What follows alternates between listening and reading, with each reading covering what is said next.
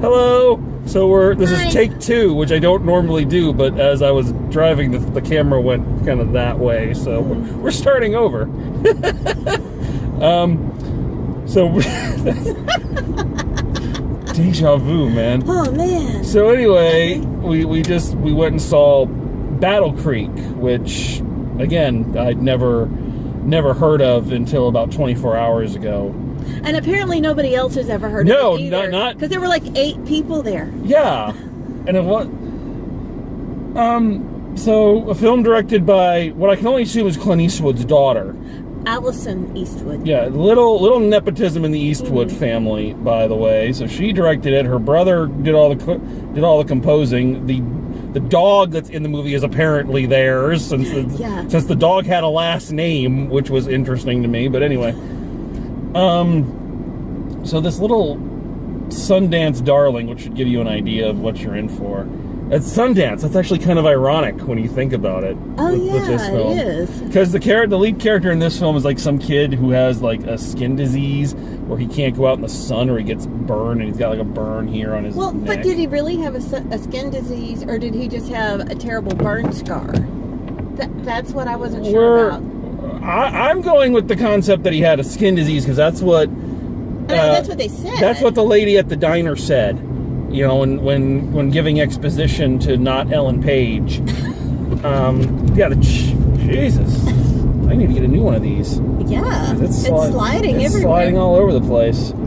So anyway, let's hope that doesn't happen again. So he's a quiet loner who lives in this town. And of course, as you know, in any indie film, he's of course has the soul of a poet. He reads poetry, and he's a beautiful painter, and lives with his psychopath mother. She's really crazy. She is like the mother could have been in like a horror movie. Oh yeah. Like every time she was on screen, it felt like we'd suddenly switched gears and we're in a horror movie. She's in there. Come sit with me. Oh, and those terrible fake Southern accents really annoyed me. I didn't notice them. I noticed them on him, on the kid, who again, he looked like a young Jared Padalecki straight out of the first season of the Gilmore Girls. But without the charisma. Because he's playing the typical indie movie hero where he just stares. Yeah, he stares a lot, and then he talks really slowly, but he's got a really thick, fake Southern accent. Yeah, so that wasn't good. So, but and he's got a wise old black friend. I think everybody needs a wise old black friend. I know, who like gives him great like pearls of wisdom. Who likes jazz? Of course, he likes jazz. Well, and is a fabulous trumpet player. Of course. And of course, yeah, just out of nowhere, it's like, oh, he plays the trumpet. Okay, great. Excellent. And anyway, one day, not Ellen Page shows up, and she's a girl with a past. A secretive, mysterious past. And of course, she and our night-dwelling hero strike up a beautiful relationship, for they are two folks who are running from the light of day and find the sunshine in each other.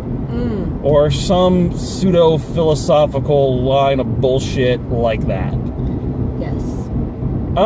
So what did you think? Like, overall, like, what did you think of it? You know, I have really mixed feelings overall. There were parts of it that were a lot of fun. I mean, for instance, our hero, what's his name? Henry the hero. I'm just calling him not Jared Padalecki. No, Henry the hero.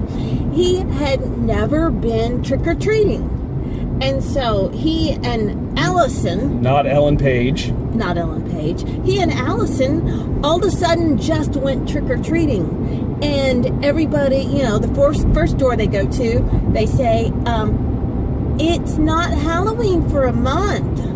Oh, but Allison says Henry's making up for lost time. And since everybody in the town loves Henry, except of course the two redneck assholes who bully him. Yes. Because of course there's a couple of those. Always.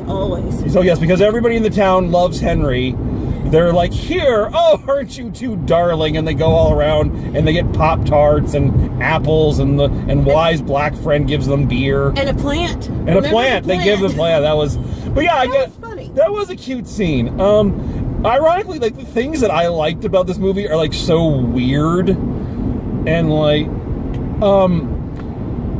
there's little things that I noticed, like nothing about the plot or the acting or anything like that, but it's like little things that you really don't see in movies. Like, for instance, I always hate in movies, especially like big budget ones where they've got sponsors, where all the cars are like perfect and not a scratch on them, and they're all always washed. I like this movie actually had like beat up cars. The cars that people were driving actually looked like cars people would drive for really long periods of time. That was a major plot point. Yeah. That Allison's car broke down. It was an old beater, and it broke down. But see, normally in a movie, like, that cliche would be that she's driving something that looks like Columbo's car. You know, you're like, well, of course that's held together with spit and duct tape. But no, it just looked like a car that had been driven really hard. And like all the cars in there, like they had like dents in them and you know, scratch paint. So I appreciated that. Like, that was one thing I was like, oh, okay. You know, so yeah, so that I liked. I also like, this is something kind of related to the plot. I like that in the relationship between not Jared Padalecki and not Ellen Page, that they didn't actually have sex. Yeah. Like, because normally in one of these movies they would have boned at least once, but, and maybe it's because there were body issues in both sides, because he's got scars and she had scars from her past life and all that. So I like that their relationship was not built on them having sex, which is unique in movies. They don't do that often, and so I was like, okay, that's kind of cool. Yeah, I was really shocked, the first morning after, and she's still wearing the clothes she was wearing the night before. And so is he. And so is he. And it's very obvious, yes, they slept in the same bed, but yeah. But they were not stripping their clothes off and going to town. Yeah, and I thought that was neat. I appreciated that. I thought that was a good choice. It took time to really build a relationship, which I really liked. Yeah, so I agree. I think I liked that aspect of it. Everything else I can kind of take or leave. It wasn't like the worst movie I've ever seen. But I mean, it follows like the indie film checklist just a little too closely.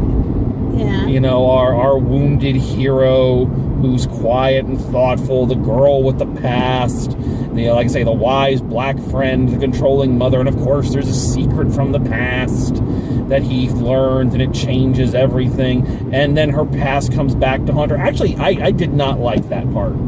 Like towards the end of the movie, like the creeper boyfriend that not Ellen Page stole drugs. They never, I guess it was supposed to be heroin or cocaine, I couldn't tell.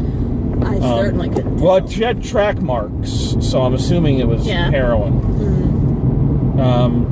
Like, he comes back looking to get her, and suddenly the film takes a very dark segue. Yeah, and it was really jarring, because before that it had been all this, the sweet hero who's so kind to everyone, and all the old people love him, but his mother's...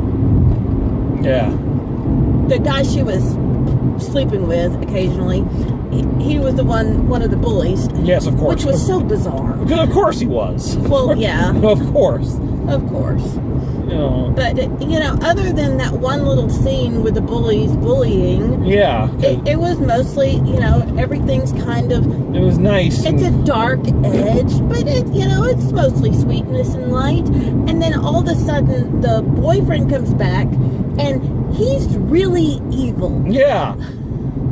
It takes this weird turn where he, kidnaps her, and he's, talking about how he was going to rape her, and then she, gets a wrench and, beats the shit out of him. Which was fabulous. It was. I was like, yeah, go, girl. Awesome. But then she's, bludgeoned this man to death. And there's this whole Which scene. I didn't expect. I was shocked that, oh, wait, he's really dead. Yeah, and then there's this juxtaposition of scenes where after not Jared Padalecki learns the learns the horrible truth his mother's kept from all the year. He runs away and he runs into the river and like is laying there. And that scene's juxtaposed with her like dragging her dead boyfriend's body into the river.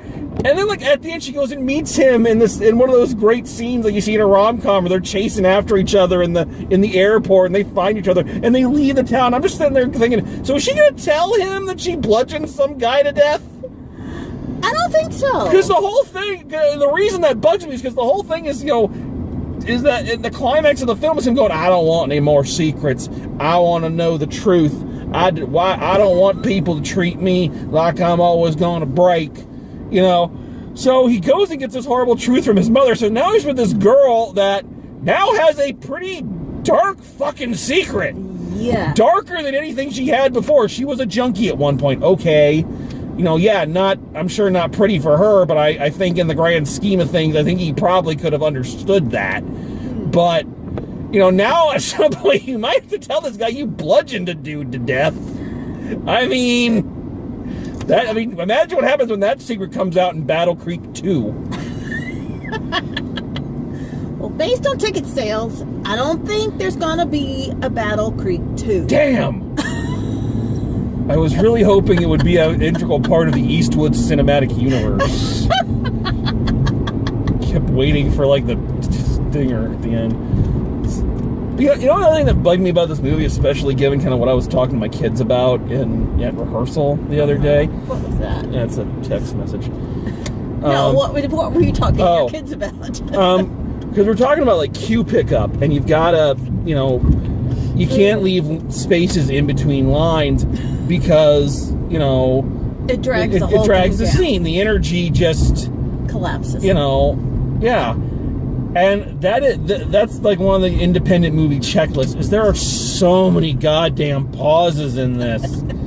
So many. They just keep pausing all the time. And like and I'm sorry, it's 9:30 at night. I've been up all day. I'm tired, and this movie just made me more tired because there was no energy to any of the damn scenes. And I get that they were going for like I say, up until serial killer boyfriend comes back. I get they were going for a much kind of slower, calmer pace. I get that, and I'm fine with it. But everybody was just on this monotone the whole time. It's like nobody's vocal or energy performance varied in any way, shape, or form through the almost, I don't know, what was it, like, it could have been 2 hours, could it? Was it 7:30? I think it was. It started at 7:20. 7:20. And we got out at about 9:15, Yeah, so, but whatever the runtime was, the pacing made it seem so much longer. So it's like, pick up the cues here, guys. Come on. So, I can't say I hated it. No, I can't say it wasn't bad enough to hate. No, it's not bad enough to hate, but it wasn't good enough to love, though. Yeah, and it's one of those movies that, in a way, kind of angers you, not because you hate it, but because there's seeds of a good movie in there. I agree.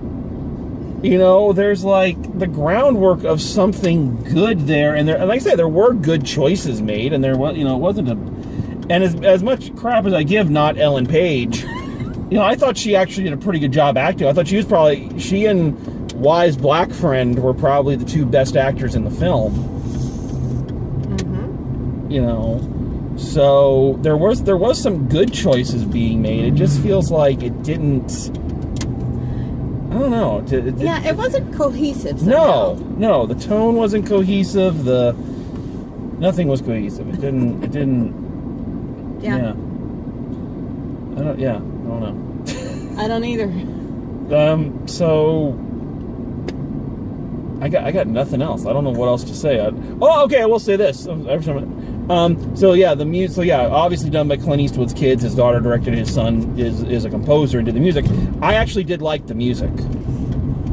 I thought the music, not the songs necessarily, but like the instrumental music the violins and everything, that was really nice. I liked, and I've seen enough movies lately where the music is just so insistent or so bad that it's, you know, it draws attention to itself. So it was nice to kind of see one that...